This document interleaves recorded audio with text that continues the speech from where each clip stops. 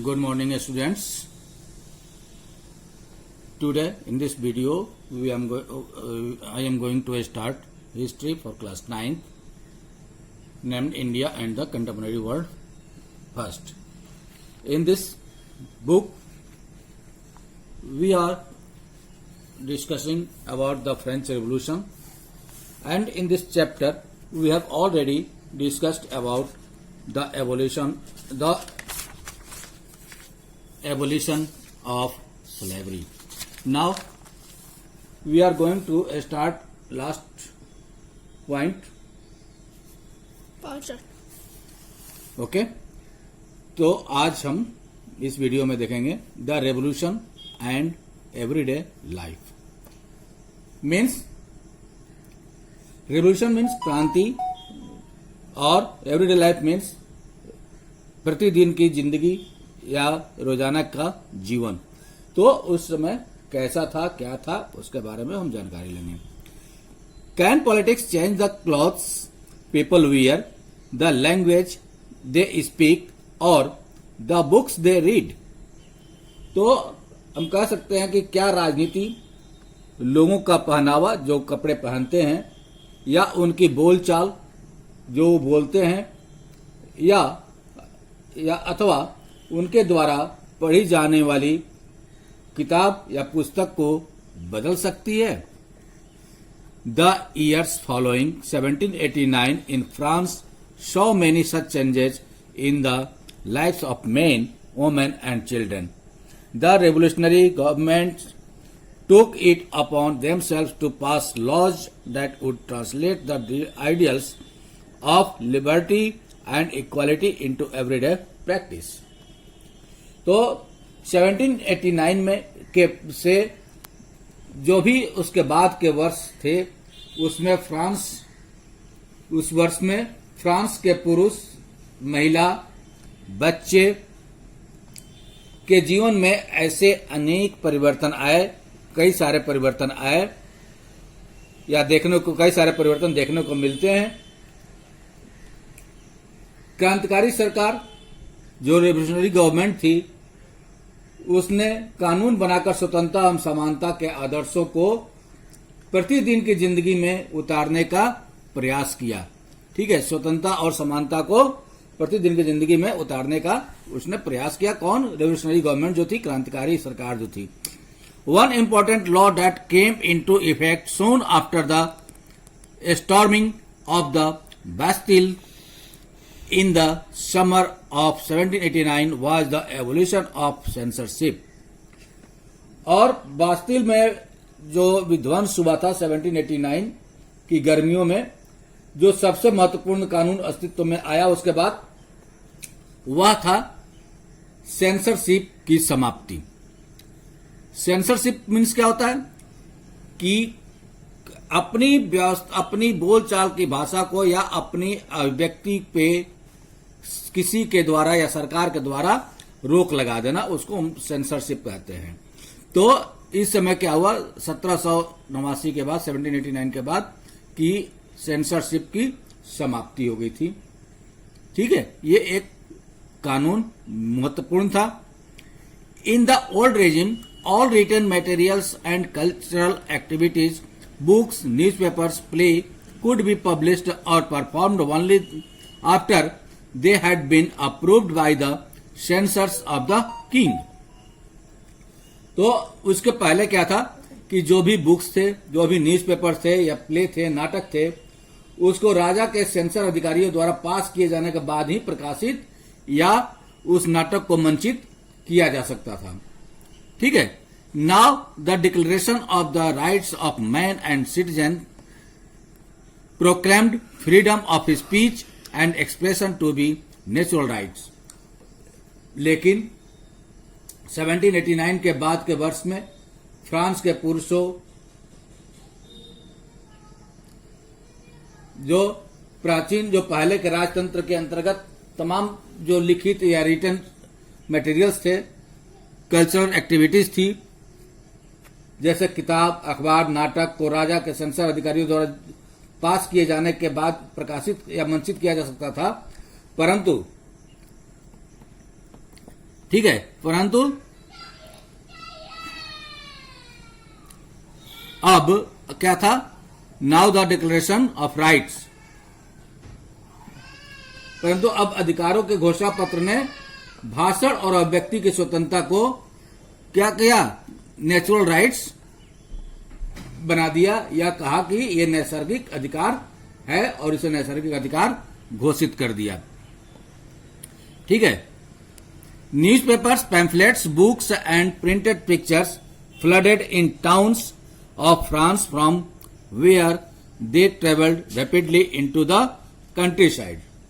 इसका परिणाम यह हुआ, फ्रांस के शहरों में अखबारों, पंफलेट्स यानी पर्चा जो बांटा जाता है, पुस्तकें यानी किताबें एवं छपी हुई तस्वीर की बाढ़ आ गई। ठीक है, कि बाढ़ आ गई, जहां से वह तेजी से गांव देहात तक जा पहुंची। ठीक है, तेजी से गांव देहात तक जा पहुंची, शहर के चारों तरफ या देश के चारों तरफ वो फैल गया। They all described and discussed the event and changes taking place in France. Freedom of the press also meant that opposing views of event could be expressed. Each side sought to convince the others of its position through the medium of print. Plays, song and festive processions attracted large numbers of people. ठीक है, उनमें से France में जो घटनाएं घट रही थी एवं परिवर्तन का ब्यौरा और उन पर टिप्पणी होती थी, किसमें, जो भी बुक्स होते थे, पैम्फलेट्स होते थे या नाटक जो होते थे, उनमें जो फ्रांस में घटनाएं हो रही थी उसके बारे में बताया जाता था, या जो भी परिवर्तन होता था उसका ब्यौरा उस पैम्फलेट में या पुस्तक में या किताबों में होती थी। प्रेस की स्वतंत्रता का मतलब यह था, जो प्रेस की स्वतंत्रता थी उसका मतलब यह था कि किसी भी घटना पर परस्पर विरोधी विचार भी व्यक्त किए जा सकते थे। इसका मतलब कि प्रेस की स्वतंत्रता पहले नहीं थी, पहले प्रेस जो था अपने विचारों को व्यक्त नहीं कर सकता था, अब जो भी प्रेस थे अब अपने विचार को व्यक्त कर सकते थे। ठीक है, और प्रिंट माध्यम का भी उपयोग करके एक पक्ष ने दूसरे पक्ष को अपने दृष्टिकोण से सहमत कराने की कोशिश की। ठीक है, plays, songs and festive processions attracted large number of people. ये नाटक जो थे, जो नाटक का मंचन किया जाता था, संगीत और जो फेस्टिव प्रोसेशन थे, यानी जो उत्सव के द्वारा जुलूस में लोग शामिल होते थे, तो उस सभी जुलूस में असंख्य लोग जो जाने लगे। और फिर उसके बाद this was one way they could grasp and identify with ideas such as liberty or justice that political philosophers wrote about at length in text which only a handful of educated people could read. उसके बाद स्वतंत्रता और न्याय के बारे में राजनीतिज्ञों और दार्शनिकों के जो पंडितपूर्ण लेखन थे, यानी महत्वपूर्ण जो दार्शनिक जो थे, उनके जो उन्होंने जो फिलोसफिकल रिटन किया या राइट किया या लेखन किया, उसको समझने और उससे जुड़ने का यह लोकप्रिय तरीका था, क्योंकि किताबों को पढ़ना तो सिर्फ मुट्ठी भर शिक्षितों के लिए ही संभव था। इसलिए नाटकों के द्वारा, मंचन के द्वारा, संगीत के द्वारा ये सारे लोगों को बताया जाता था। ठीक है, जो कि सभी लोगों के समझ में आ सके। ठीक है, ये एक्टिविटी है, एक्टिविटी को देख करके आप कोशिश करना इसको करने की।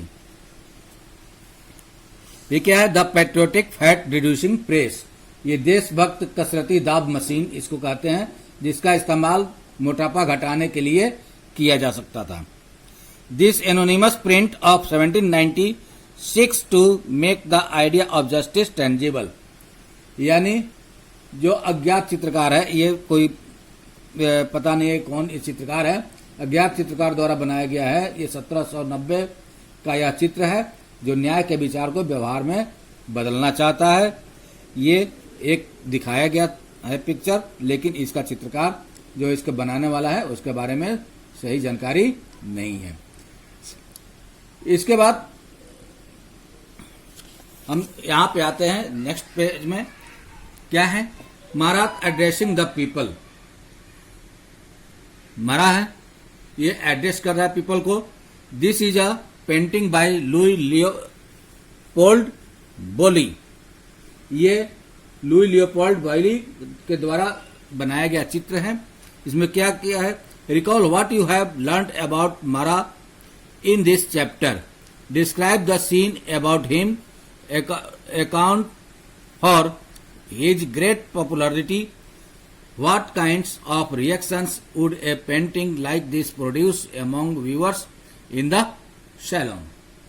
तो इस अध्याय से मारा के बारे में आपको क्या याद है, क्या जानकारी मिली है, उसके इर्द गिर्द मौजूद जो भी दृश्य का वर्णन है कीजिए तथा उसकी लोकप्रियता के बारे में समझाइए, क्यों वो लोकप्रिय था, पॉपुलर था, किसी सैलून में आने वाले विभिन्न वर्ग के लोगों पर इस पेंटिंग की क्या प्रतिक्रिया होती होगी, इसके बारे में इस चित्र को देख करके आपको बताना है। इसके बाद हम आते हैं कंक्लूजन पे। ठीक है, कंक्लूजन, निष्कर्ष। इस चैप्टर को पूरा पढ़ने के बाद क्या आप निष्कर्ष निकालते हैं या क्या निकलता है निष्कर्ष राइटर के द्वारा। इन 1804 Napoleon Bonaparte crowned himself emperor of France. तो 1804 में नेपोलियन बोनापार्ट खुद को फ्रांस का सम्राट घोषित कर लिया, अपने आप वो राजा बन गया। ठीक है, नेपोलियन बोनापार्ट क्या था, एक सैनिक था।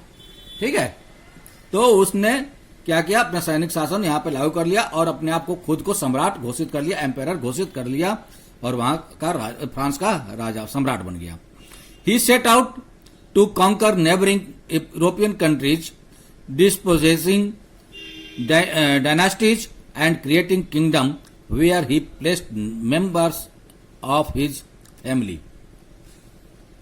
उसने क्या किया, पुराने जो राजवंश थे, जो भी किंगडम थे, उनको हटाकर उसने नए साम्राज्य बनाए, नया किंगडम बनाया।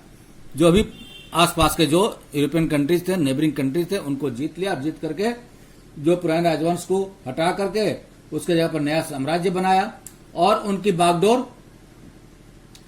क्या किया, उनकी बागडोर जो भी थी अपने खानदान के लोगों के हाथ में दे दिया। जो भी उसके परिवार के थे, जो भी उसके फैमिली मेंबर्स थे, उनके हाथों में दे दिया। Napoleon saw his role as a moderniser of Europe. He introduced many laws such as the protection of private property and a uniform system of weights and measures provided by the decimal system। शुरुआती दौर में Napoleon ने तो बहुत अच्छा काम किया, लोगों की नजर में बहुत अच्छा था। जिसे नेपोलियन खुद को यूरोप का आधुनिकीकरण का अग्रदूत मानता था। उसने निजी संपत्ति की सुरक्षा के कानून बनाए और दशमलव पद्धति डेसिमल सिस्टम पर आधारित नाप तौल की एक समान प्रणाली चलाई, एक पद्धति चलाई नाप तौल की, वेट एंड मेजर की एक पद्धति चलाई या विधि चलाया। Initially many saw Napoleon as a liberator who would bring freedom for the people, but soon the Napoleonic armies came to be viewed everywhere as an invading force। तो मैंने बताया कि शुरुआत में नेपोलियन ने अच्छा काम किया, लोगों की नजर में बहुत अच्छा काम कर रहा था, लेकिन शुरू में बहुत सारे लोगों को नेपोलियन मुक्तिदाता लगता था और उससे जनता को स्वतंत्रता दिलाने की उम्मीद थी। पर जल्दी ही क्या हुआ, उसकी सेनाओं को लोग हमलावर मानने लगे। हुआ क्या कि उसकी सेना हर जगह दिखने लगी। ठीक है, he was finally defeated as Waterloo in 1815। मेनी ऑफ हिज measures that carried the revolutionary ideas of liberty and modern laws to other parts of Europe had an impact on people long after Napoleon had left। तो यहाँ पे क्या हम देखते हैं कि अंत में क्या हुआ, he was finally defeated at Waterloo in 1815। तो उसमें क्या अंत में क्या हुआ, वाटरलू में 1815 में उसकी हार हो गई। यूरोप के बाकी हिस्सों में मुक्ति और आधुनिक कानूनों को फैलाने वाले उस क्रांतिकारी उपाय का असर उसकी मृत्यु के काफी समय बाद सामने आया। जो भी था वो सामने बाद में आया, जो भी उपाय उसने किया था शुरुआती दौर में वो सामने नहीं आया था। The idea of liberty and democratic rights were the most important legacy of the French revolution. इसलिए हम देखते हैं स्वतंत्रता और जो लोकतांत्रिक अधिकार थे के विचार जो स्वतंत्रता और लोकतांत्रिक अधिकारों के विचार फ्रांसीसी क्रांति की सबसे महत्वपूर्ण क्या थी? लिगेसी यानी विरासत थी। फ्रांसीसी क्रांति की सबसे महत्वपूर्ण विरासत थी। This spread from France to the rest of Europe during the 19th century where feudal system were abolished. ठीक है, तो ये विचार 19वीं सदी में फ्रांस के से निकलकर बाकी यूरोप में फैले और इसके कारण वहां सामंती व्यवस्था का अंत हुआ। Colonised people reworked the idea of freedom from bondage into their movements to create a sovereign nation state. ठीक है, तो जो उपनिवेशिक समाज थे तो इन समाजों ने संप्रभु राष्ट्र राज्य की स्थापना के अपने आंदोलनों में दासता यानी दास प्रथा से मुक्ति के विचार को नई परिभाषा दी। ठीक है, Tipu Sultan and Ram Mohan Roy are two examples of individuals who responded to the idea coming from revolutionary France. Tipu Sultan और राजा राम मोहन राय क्रांतिकारी फ्रांस में उपजे विचारों से प्रेरणा लेने वाले दो महत्वपूर्ण व्यक्ति थे, दो इंडिविजुअल्स। व्यक्तिगत रूप से ये व्यक्ति ये उदाहरण है जो कि फ्रांस के उपजे विचारों से प्रेरणा लेने वाले दो व्यक्ति ये हैं। इन्होंने फ्रांस से ही प्रेरणा लेकर के दासता उन्मूलन का आंदोलन यहां पे चलाया था। ठीक है, बॉक्स 2 में देख लीजिए क्या लिखा हुआ है इसमें। राजा राम मोहन राय was one of those who was inspired by new idea that were spreading through Europe at that time। तो राजा राम मोहन राय उस समय यूरोप में फैल रहे विचारों से प्रभावित होने वाले में से एक थे। ठीक है, the French revolution and later the July revolution excited his imagination. फ्रांसीसी क्रांति और बाद में जो जुलाई क्रांति हुई थी उसने उनकी कल्पना यानी राजा राम मोहन राय की कल्पना को नई धार दी या नई कल्पना दी। ठीक है, he could think and talk of nothing else when he heard of the July revolution in France in 1830 on his way to England at Cape Town. He instead on visiting frigates means warships flying the revolutionary tricolor flag, though he had been temporarily lamed by an accident। Means France में 1830 में हुई जुलाई क्रांति के बारे में जानने के बाद वह यानी कौन, राजा राम मोहन राय, और किसी चीज के बारे में बात ही नहीं करते थे। हालांकि एक दुर्घटना के कारण वे उन दिनों लंगड़ा कर चलते थे। ठीक है, लैंड मीन्स लंगड़ाना। ठीक है, लंगड़ा करके चलते थे, लेकिन इंग्लैंड जाते हुए केप टाउन में वह जिद करने लगे कि उन्हें क्रांतिकारी तिरंगे झंडे वाले युद्धपोत दिखाया जाए। ठीक है, जो युद्धपोत है वो दिखाया जाए। ये कहां से उद्धृत है? सुशोधन सरकार के द्वारा लिखित notes on the Bengal renaissance 1948 में लिखा गया था, उससे 1946 में लिखा गया था, उससे ये उद्धृत है या लिया गया है। ठीक है, उसके बाद एक्टिविटीज आता है। एक्टिविटीज आप पढ़ करके इसको करने की कोशिश करें। ठीक है, उसके बाद क्वेश्चंस हैं, इस क्वेश्चंस को आप ध्यान से पढ़ें और ध्यान से इसको करेंगे। ठीक है, okay. Now end of this chapter. इसको आप लोग अच्छे से पढ़ें, इस चैप्टर्स के नोट्स तैयार करें और जो वर्ड मीनिंग लिस्ट है उसको आप लोग लिखने का प्रयास करें और उसे याद करने का प्रयास करें। Thank you, have a nice day.